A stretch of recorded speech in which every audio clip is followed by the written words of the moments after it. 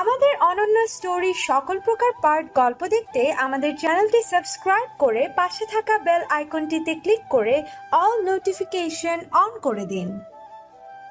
অবিশ্বাস্য, অবিশ্বাস্য, বাঘের বউ বাঘিনী।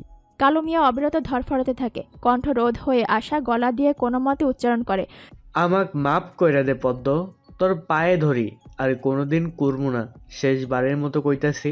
পদ্ম গলার তেজ বাড়িয়ে কাপা কণ্ঠে বলে ওঠে, তুই যে পাপ করছস তোর কোনো ক্ষমা নাই।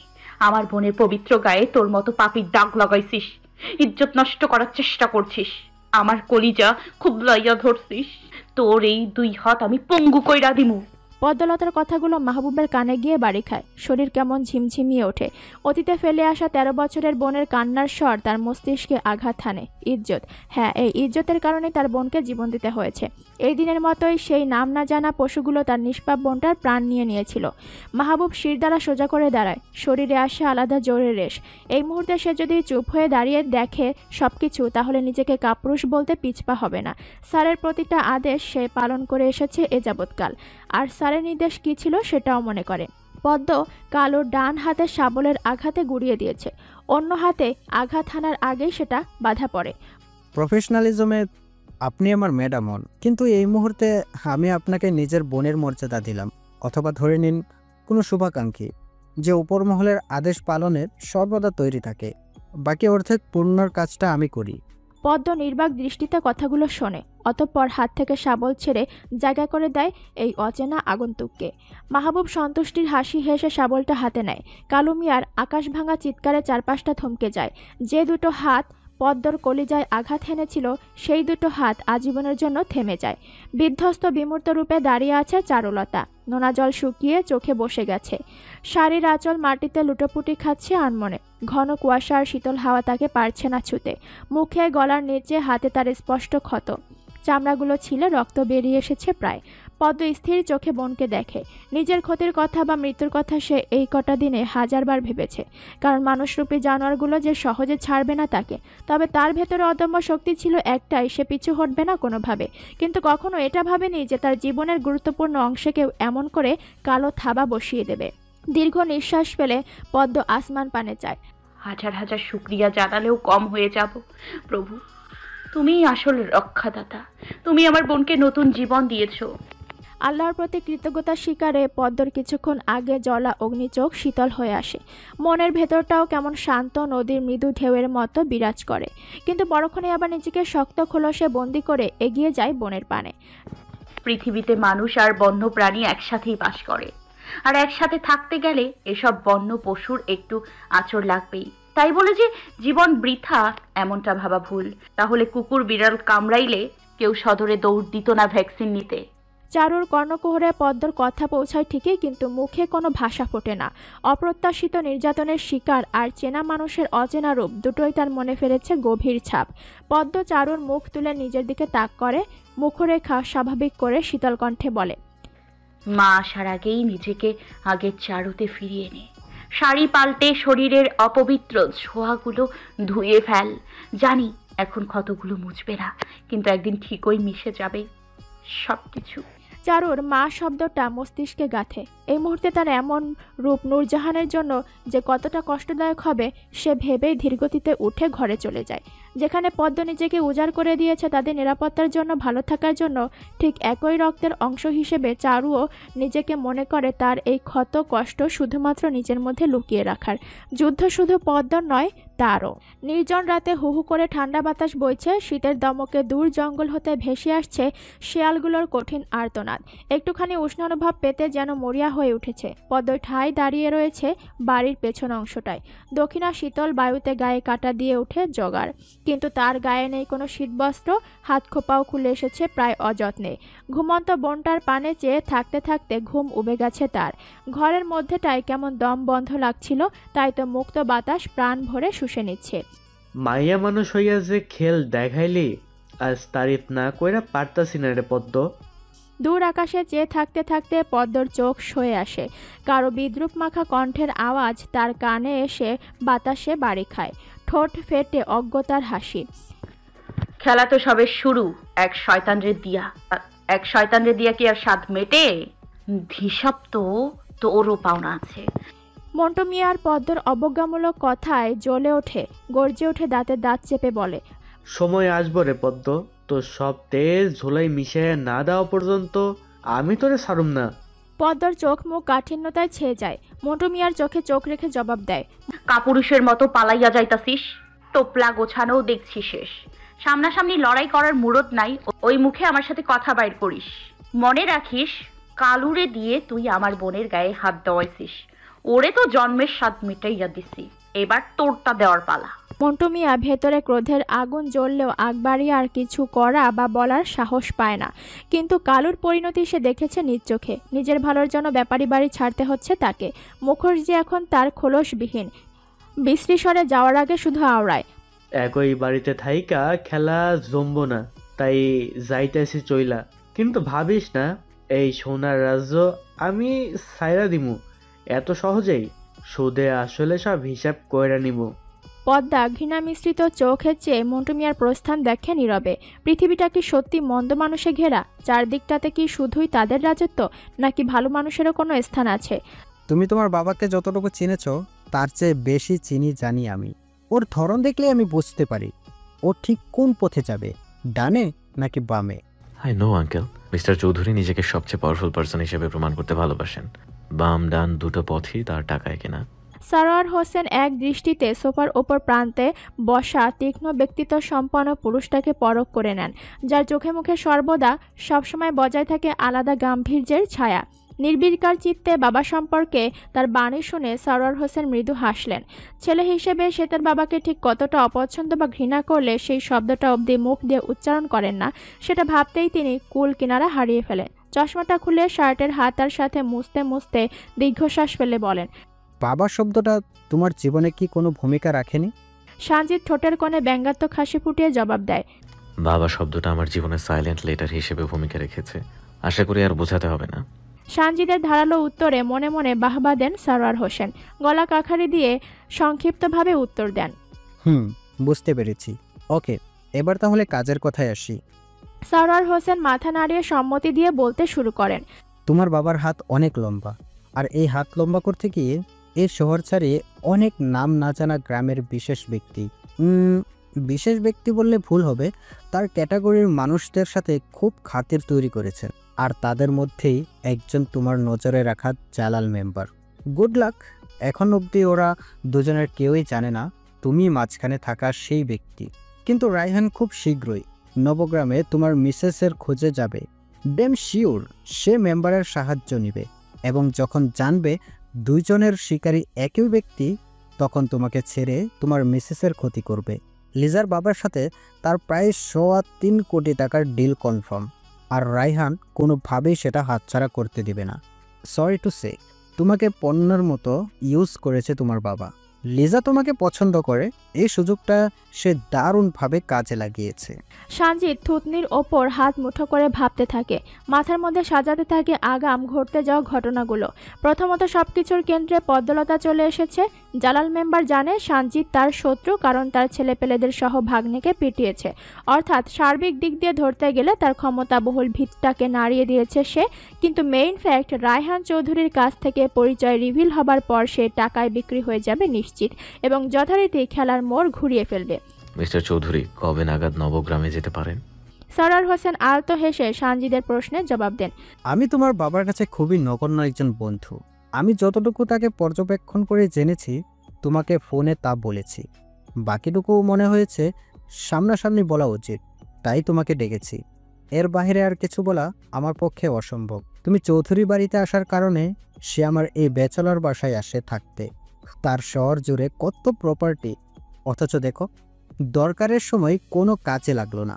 রায়হান তোমাকে এড়িয়ে চলার যথেষ্ট চেষ্টায় আছে, যাতে তুমি কোনোভাবেই ওর কার্যক্রম ধরতে না পারো।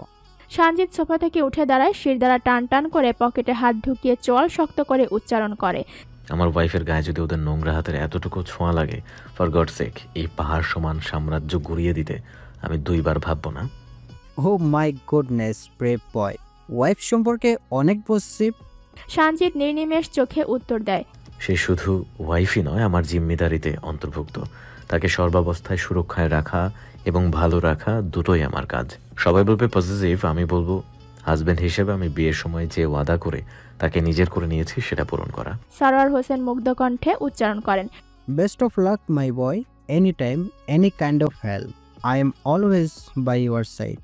সানজিদ সরোয়ার হোসেনের সাথে সৌজন্যমূলক হ্যান্ডশেক করে বেরিয়ে যান। সামনে তার জন্য অপেক্ষা করছে অসম কাজ। শীতের সকালের কাঁচা মিঠা আলোতে বারান্দায় রোদ পোহাতে বসেছে চারুলতা। পিঠ থেকে আনমনে চেয়ে আছে বইয়ের পাতার দিকে। চোখ তার বইয়ের লেখা শব্দের দিকে থাকলেও মন তার বড্ড উদাসীন। পলকবিহীনভাবে তাকিয়ে আছে এক মগ্নে। নূরজাহান বেগম পাকঘরে রান্নার কাজে ব্যস্ত থাকলেও মেয়ের মুখ পানে তাকাতেই বুক ফেটে যায়। এত দুর্দশা তার জীবনে কি লেখা ছিল সব? পদ্ম স্কুলে যাওয়ার জন্য তাড়াহুড়ো করে বের হয়ে আসে ঘর থেকে। বোর্ড পরীক্ষায় প্রবেশপত্র দিবে আজকে, তাই এত তোড়জোড় তার। তাছাড়া প্রয়োজন ছাড়া স্কুলে সে কমই যায়। চারু নূরজাহানের থেকে বিদায় নিয়ে সে পা বাড়ায় স্কুলের দিকে। কাঁচা রাস্তা পেরিয়ে মূল সড়কে উঠেই পড়তে রিনু কুড়ি এসে যোগ দেয়। সেই সাথে পেছন পেছন যোগ দেয় মাহবুব। এই সময় তার ডিউটি না থাকলেও নিজে থেকেই এসেছে সে। সেদিন রাতের পর থেকে স্যারের বউ সম্পর্কে জানতে সে ভীষণ উৎসুক। কেননা তার স্যার যে ধাঁচের মানুষ, সেইখানে হুটহাট গ্রামের একটা মেয়েকে অল্প দিনের পরিচয় বিয়ে করা অসম্ভব। নিশ্চিত কিছু গড়বড় আছে। বেলা 10:30টার সময় স্কুলের আঙিনায় এসে পৌঁছায় তিন কন্যা। আসার পথে সেলিমের দোকান বন্ধ দেখে পদ্মর ঠোঁটের কোণে ফোটে বিজয়ের হাসি।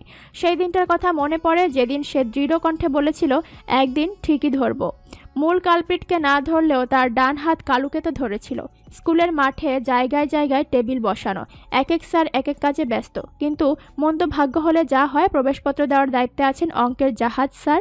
ইনি তো আবার কথা না শুনে প্রবেশপত্র দিবেনই না। তিন কন্যা স্যারের সামনে যেতেই দেখে মাহবুব পেছন থেকে ভ্রুযুগল বাঁকায়। ম্যাডাম বাঘিনী আবার ভয়ও পায় নাকি? অপেক্ষায় থাকে মূল কাহিনী দেখতে। তিন কন্যার ঠেলাঠেলি যুদ্ধ শেষে ঠিক হয় তিনজন একই সাথে যাবে এবং একই সাথে বলবে। হুলো মাস্টার নিয়ম মাফিক নাকের ডগায় চশমা রেখে লেখালেখির কাজে ব্যস্ত। সামনে দাঁড়ানো কিছু একটা ভেবে চোখ উপরে তুলে তাকান। এই স্কুলের স্বনামধন্য তিন অনিয়মিত ছাত্রীকে দেখে মুখ ফুটে হাসির রেখা। কি কপাল আমার! আমি তো ভেবেছিলাম আপনাদের বাড়িতে বাড়িতে গিয়ে প্রবেশ কার্ড পৌঁছে দিতে হবে, কিন্তু না, এখন দেখি স্বয়ং আপনারাই কষ্ট করে হাজির হইয়াছেন। হুলো মাস্টারের ব্যঙ্গাত্মক স্বরে রসিয়ে রসিয়ে কথা তিন কন্যা মাথা নিচু করে শুনতে থাকে। মাগো, তোমরা কি ভেবে রেখেছ কে কয় বিষয়ে কৃতকার্য লাভ করিবে? যদি সাহসের সহিত উত্তর দিতে পারো, তাহলে তোমাদের সঙ্গে সঙ্গে প্রবেশপত্র দিয়ে দেওয়া হইবে। পদ্ম রিনু কুড়ি একে অপরের পানে চেয়ে থাকে। তারা যে ফেল করবে তাতে তারা নিশ্চিত, কিন্তু কয়টা বিষয়ে সেটা তো অনিশ্চিত। স্যারের এমন অপমানের হাত থেকে রেহাই পেতে তিনজনে একসঙ্গে বলে ওঠে, আমরা ফেল করলে আপনার অঙ্কেই তো করব স্যার। এখনও একটা অঙ্কেরও যে উত্তর মেলেনি। হুলো স্যারের মুখটা বিবর্ণ হয়ে যায়। মুখের ওপর এমন অপমান! এটা ঠিক তার অঙ্কের উত্তর মেলে না, কিন্তু উত্তরই তো শেষ কথা নয়। অঙ্কের ধারাটাই হলো আসল। মুখটা বাংলার পাঁচের মতো করে জবাব দেয়, প্রবেশপত্র না নিয়ে ছাড়পত্র নেওয়া উচিত তোমাদের বাছা। শুনলাম দলে নাকি একটা ভোগে গেছে, সে দিবে না পরীক্ষা? রিনু সপ্রতিভ হেসে উত্তর দেয়, সুখিব অঙ্কে আমাদের চেয়েও কাঁচা স্যার। হুলো মাস্টার ঠোটকাটা জবাব পেয়ে আর কোনো কথা বাড়ায় না। পরপর প্রবেশপত্র দিয়ে তাড়াতাড়ি বিদায় করে এই চঞ্চলা কন্যাদের। মাহবুবের মাথায় বাজ পড়ার জোগাড়। আপাতত যা দেখলো আর শুনলো তা হজম করতে একটু সময় লাগবে, তাই চোখের পলকে উধাও হয়ে যায়। পদলতার সামনে কোনোভাবেই ধরা পড়া যাবে না। সায় সায় ধুলো উড়িয়ে তড়িৎ গতিতে ছুটে আসছে দুটো গাড়ি। গ্রামাঞ্চলে সাধারণত এমন গাড়ি খুবই কম চোখে পড়ে। বাচ্চা থেকে বুড়ো সব অবাক চোখে তাকিয়ে দেখছে। ফেরার পথে পদ্ম, রিনু, কুড়ি একসাথে গল্প করতে করতে আসতেই এক ঝটকায় তাদের পাশ কাটিয়ে চলে যায় দুটো গাড়ি। কিন্তু অল্প কিছু দূরত্ব অতিক্রম করতেই থেমে যায় গাড়ির চাকা। উইন্ডোর গ্লাস গলিয়ে ডাক পড়ে, এক্সকিউজ মি। গাড়ি করে নারী কণ্ঠের এমন ডাক শুনে পদ্ম, রিনু, কুড়ি পেছন ঘুরে তাকায়। বুঝতে পারে তাদেরকে উদ্দেশ্য করে ডাক দেওয়া হয়েছে। একসাথে তিনজন এগিয়ে গেল অচেনা ভদ্রমহিলাটি সুদায়। এখানে জালাল মেম্বারের বাড়িটা কোথায়? জালাল মেম্বার নামটা শুনে পদ্মের পা থেকে মাথায় আগুন জ্বলে ওঠে দপ করে। মুখ ঘুরিয়ে জবাব দেয়, দুঃখিত, এই পশুকে আমরা চিনি না। খুঁজে নিন, থাকতে পারে হয়তো কোনো বন বাদরে। অর্পা চৌধুরী অবাক দৃষ্টিতে তাকিয়ে থাকে মেয়েটার স্পর্ধা দেখে। এত বড় সাহস! মুখের ওপর এমন উদ্ভট জবাব দিয়ে চলে গেল। রায়হান চৌধুরী ফোনে ব্যস্ত থাকলেও পদ্মর কথা শুনে চোখ তুলে তাকাতে তাকাতেই পদ্ম চলে যায় তার চোখের আড়ালে। ফেলে যায় একরাশ অবজ্ঞা আর ঘৃণা। বুঝতে পারছি না মেম্বার, তোমার গ্রামে এত জায়গা থাকতে এই জঙ্গলের মধ্যে রাজপ্রাসাদ বানানোর কি দরকার পড়লো? দিনের আলোতেই এত অন্ধকার আর আবছায়ার মতো, তাহলে রাতে কি হয় কে জানে। রায়হান চৌধুরীর প্রশ্নে জালাল মেম্বার নীরব হাসে, পায়ের ওপর পা তুলে চোখে চশমা এটা আয়েশি ভঙ্গিতে বলে, এইখানে তো রহস্য লুকায় আছে চৌধুরী সাহেব। আপনি তো কাঁচা রাস্তার মানুষ না, এতদিনে তো একেবারে জোনা পাইকা হয়ে গেছেন, আপনার তো বোঝার কথা। রায়হান চৌধুরী ভ্রু যুগল বাঁকা করে একদৃষ্টিতে মেম্বারের দিকে তাকিয়ে কিছু একটা ভাবার চেষ্টা করে। কয়েক সেকেন্ড অতিবাহিত হতেই তার মুখে ফোটে রহস্যময় হাসি। মুখোশ তো ভালোই পড়ে থাকো দেখছি তাহলে। এই বন জঙ্গলে যে তোমার এত বড় রাজপ্রাসাদ আছে কেউ জানতে পারে নাই এখনো, তাই না? মেম্বার নির্ভেজাল সুরে উত্তর দেয়, এত সোজা না চৌধুরী সাহেব। গ্রামের মানুষের চোখের আড়ালে ধোকা দিয়া মেম্বারের পদ ধরে রাখছি। মানুষকে কোনো কাক পক্ষীও টের পাইব না। এইখানে আমার রাজপ্রাসাদ আছে, ক্ষমতা অস্থায়ী সেইটা আমি মানি, তাই আগেই ভবিষ্যতের ব্যবস্থা কইরা রাখছি। মেম্বার হইয়া যা সব লুট করছি, সব ক্ষণের ঋণ এইখানে লুকাইয়া রাখছি। তয় বেশি দিন এইখানে আর থাকুন যাইব না। পরিস্থিতি বেশি ভালো না, আমসালা কোনোটাই হারাইতে চাই না। দুইটাই আগে নিয়ে ভাবতেছি শহরের দিকে যাবো, ওইখানে সব ব্যবস্থা কইরা এই গ্রামে কর্ম শুধু রাজত্ব। রায়হান চৌধুরী মাথা নেড়ে হাসতে হাসতে সায় দেয়, পাকা খেলোয়াড় হয়ে দেখি বলে বলে ছক্কা মারছো। তবে পরিস্থিতি হাতের বাইরে যাওয়ার আগে আমার একটা কাজ করে দিতে হবে তোমায়। এতক্ষণ যাবৎ এই দুজনের খেজুরি আলাপ শুনতে শুনতে বিরক্ত হয়ে যাচ্ছিল সেলিম।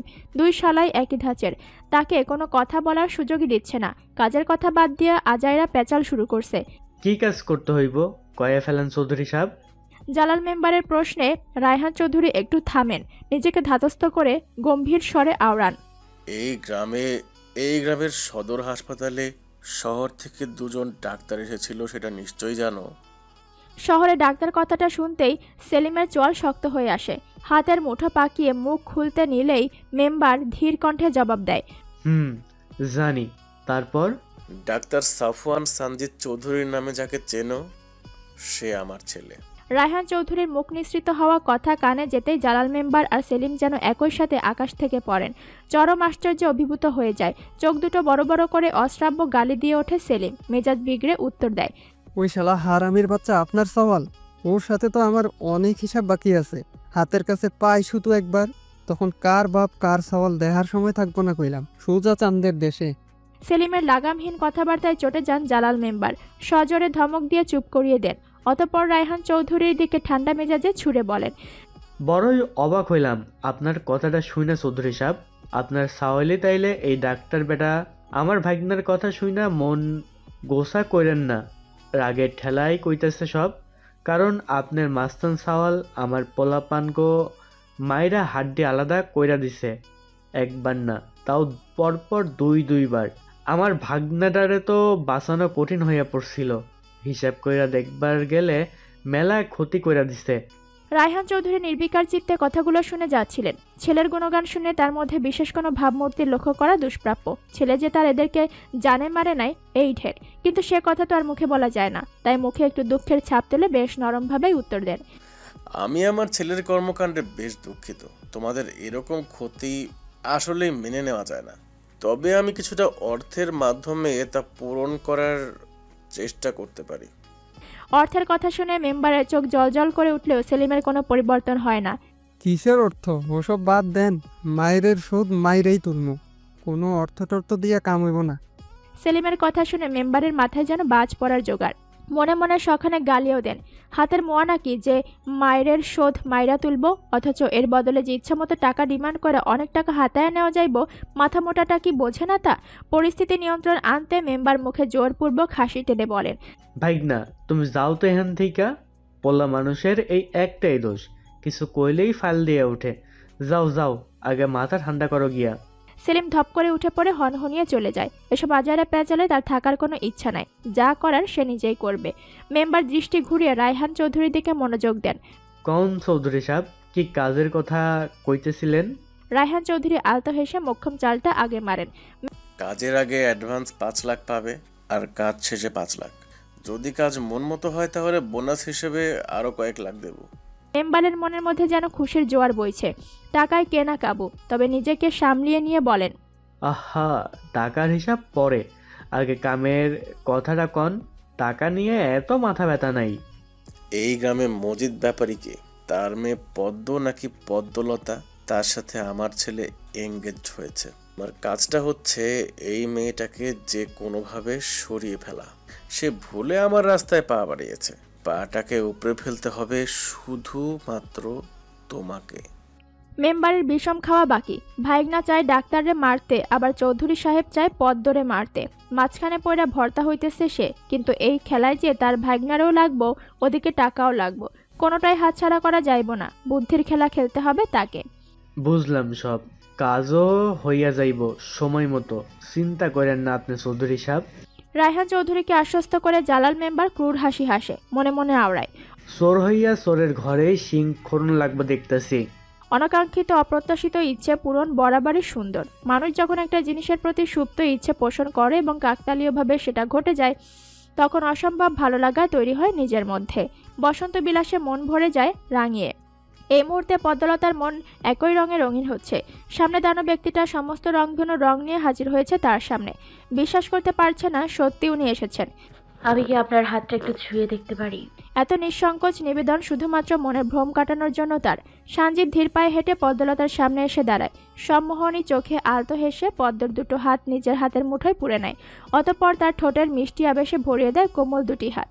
মিসেস চৌধুরী, এবার অনুভব করতে পারছেন আমি সত্যি আপনার সামনে দাঁড়িয়ে?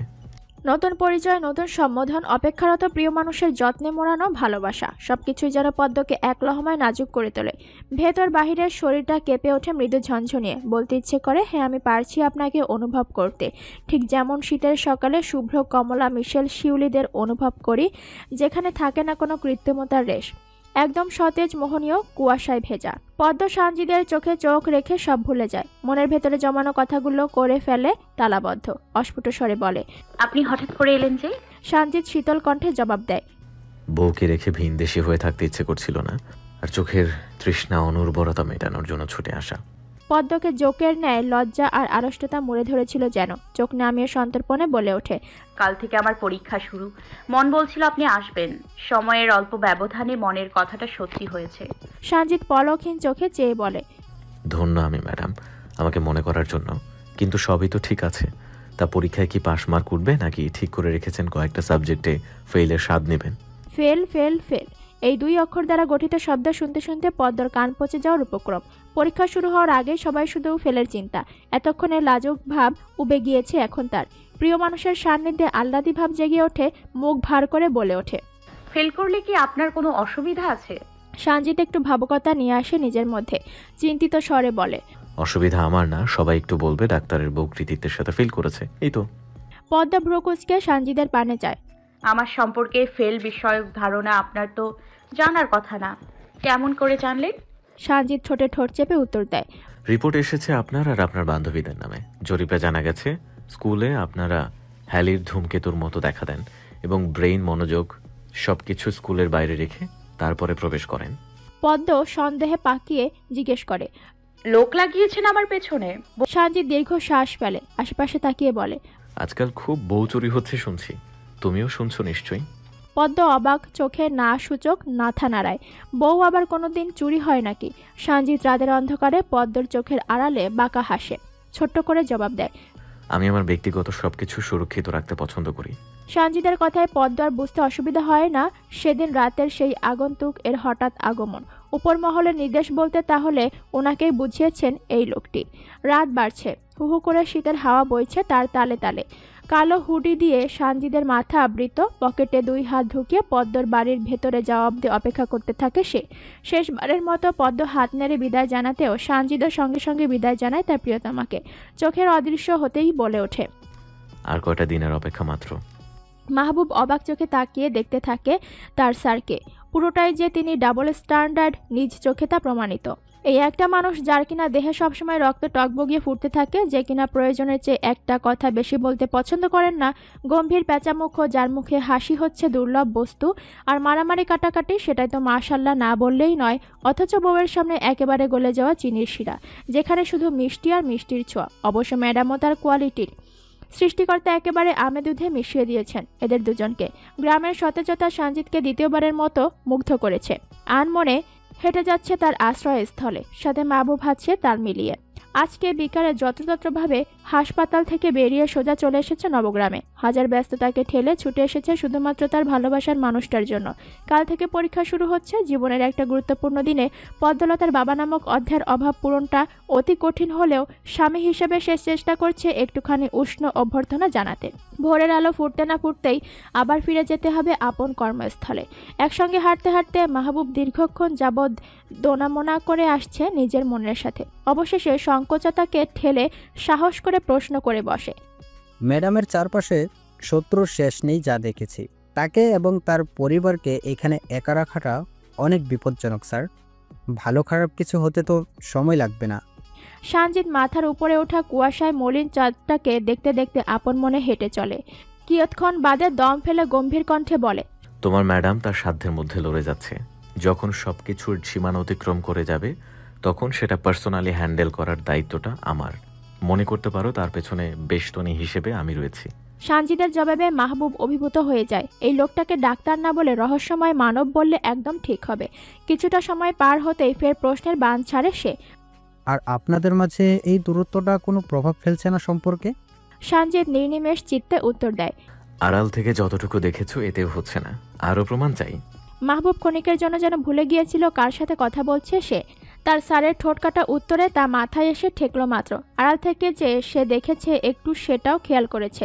মাথার পেছনেও চোখ আছে নাকি কে জানে। হালকা কেশে চুপচাপ মুখে কুলু পেটে নেয়। অতঃপর পিছু পিছু অনুসরণ করে হাঁটতে থাকে। তাদের প্রস্থানে চাঁদও ধীরে ধীরে চলে যেতে থাকে নিজ ঠিকানায়, অপেক্ষায় আরও একটা নতুন সময়ের, নতুন সূচনার।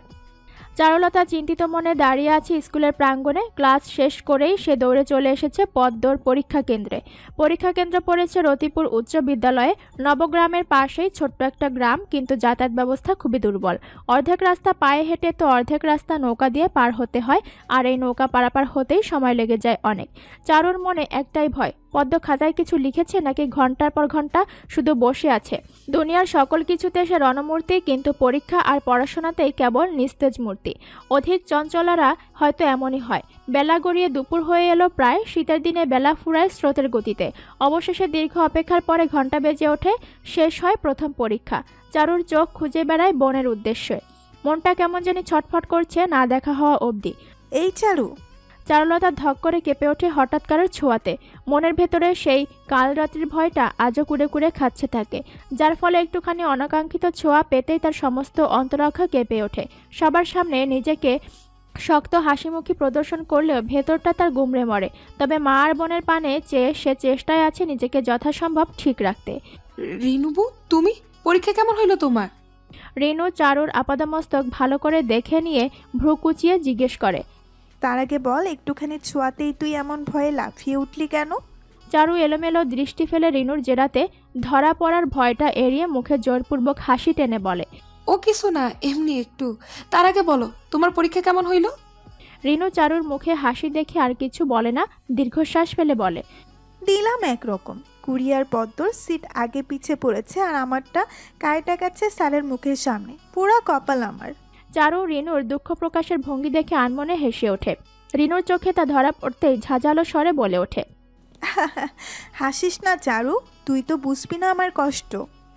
রিনুর হাসির ওপর নিষেধাজ্ঞা আরোপ করতেই চারু মুখে আঙুল দিয়ে বলে, আচ্ছা হাসবো না, নাও এই যে মুখে হাত দিলাম। পদ্ম কুড়ি সবশেষে বের হয় কেন্দ্র থেকে। চারুর চোখে বোনের নজর পড়তেই ছুটে যায় তার কাছে। পরীক্ষা কেমন হলো তোর পদ্ম? চিন্তায় চিন্তায় আমি শেষ হয়ে যাচ্ছি, আর এতক্ষণে তুই বের হলি? পদ্ম চারুর চিন্তিত পানে চেয়ে বলে, বলছি এত অস্থির হোস না, চাদরটা ধর তো আগে। চারু পদ্মর গা থেকে চাদরটা নিজের গায়ের ওপর নিয়ে সাথে সাথেই আবার জিজ্ঞাসু দৃষ্টিতে চায়। বোনের মুখ থেকে পরীক্ষার খবর না জানা অবধি তার মনে শান্তি আসছে না। বাংলা সাহিত্য ছিল জন্য একটু হয়েছে, কিন্তু এত সময় পরীক্ষায় না দিলেও হয়। সবাই দেখি লেখে সময় পায় না, আর আমার দেখি সময়ই কাটে না। পদ্মর কথা চারু হাসবে না কাঁদবে বোঝে না, হতাশা দৃষ্টিতে চেয়ে বলে। পদ্মলতা নিরুদ্বেগ ভঙ্গিতে বলে, হওয়া উচিত, না হলে অন্যায় হবে। পদ্মর উত্তরে চারুর সাথে সাথে গোপনে আরেকজন ও স্বস্তির নিঃশ্বাস ফেলে। কানে ফোন চেপে বলে, সরি, মিষ্টি খাওয়ার হয়তো সৌভাগ্য হতে পারে। Madam pass. মাত্রই ডুব সেরে বাইরে বাঁশ দিয়ে বাঁধা আড়ে কাপড় মেলছে সুখী। সকাল থেকে শরীরটা ভালো যাচ্ছে না তার। ওদিকে মাঝিরও সময় হয়ে গেছে দুপুরে খেতে আসার। তাড়াতাড়ি হাত চালাচ্ছে সে। মেয়েরা সংসারে নতুন নতুন কিছু বুঝে উঠতে না পারলেও একসময় সব কিছু ঠিকই চলে যায় তাদের আয়ত্তে। চিনতে শেখে সংসারের নারী নক্ষত্র। সুখী এখন মোটামুটি সব শিখে গেছে। ভাগ্য করে পেয়েছিল মায়ের মতন এমন শাশুড়ি, নিজ হাতে শিখিয়ে পড়িয়ে গড়ে তুলেছে তাকে, যার ফলে সে এখন পাকা গৃহিণী। সুখী বউ সমস্বরে ডেকে ওঠা তিনজনের কণ্ঠ কানে যেতেই সুখী তড়িৎ বেগে মাথা ঘুরিয়ে তাকায়। ঠিক তখনই ফ্যাকাশে মুখটায় ফোটে অবিশ্বাস্য হাসি। কাপড় মেলা থামিয়ে এগিয়ে যায় প্রাণের সখীদের পানে। তবে মনে হলো সুখী নামে তোদের কেউ আছে। সুখীর অভিমান মিশ্রিত কথায় কুড়ি মুখ বাঁকিয়ে বলে, বারে মনে পড়ে জন্যই তো 7 সমুদ্র 13 নদী পার হয়ে এলাম তোর কাছে। মাঝির বউয়ের সংসার দেখার যে বড়ই স্বাদ। সুখী হেসে জবাব দেয়, এখন দায়িত্ব বাড়তেছে, ঘন ঘন দেখতে আইতে হইব। পদ্ম কুড়ি রিনু একসাথে সুখীর দিকে নজর বুলিয়ে দেখতে থাকে। তোর শরীরে এ অবস্থা কেন সুখীবু? পদ্মার প্রশ্নে সুখী একটু লাজুক হাসে। এই সময় একটু শরীর খারাপ থাকেই, আয় তোরা এখন। পদ্ম হাত টেনে পথ অবরোধ করে সুখীর। মুখ পানে চেয়ে সরাসরি জিজ্ঞেস করে, কোনো সুখবর? সুখী পদ্মার হাতের ওপর হাত রেখে জবাব দেয়, নতুন জন আসছে। কথাখানা বলতেই দুপুরের মিঠে রোদে মুখ রঙিন হয়ে ওঠে সুখীর। মা হওয়ার সবচেয়ে সুন্দরতম স্বাদটা সে পেতে চলেছে। একটা মেয়ের কাছে এর চেয়ে বড় সুখবর আর কী বা হতে পারে। নারী যে তার পূর্ণতা পায় গর্ভধারিণী হয়ে। রিনু উচ্ছ্বসিত কণ্ঠে বলে ওঠে, আল্লাহ, এত বড় সুখবর আমরা কেবল শুনতাছি। মাঝিরে পাইয়া আমাগরে আর কিছু কনের দরকার পড়ে না তোর সুখিবু। সুখী আলতো হেসে রিনুর কাছে যায়, গাল টেনে বলে,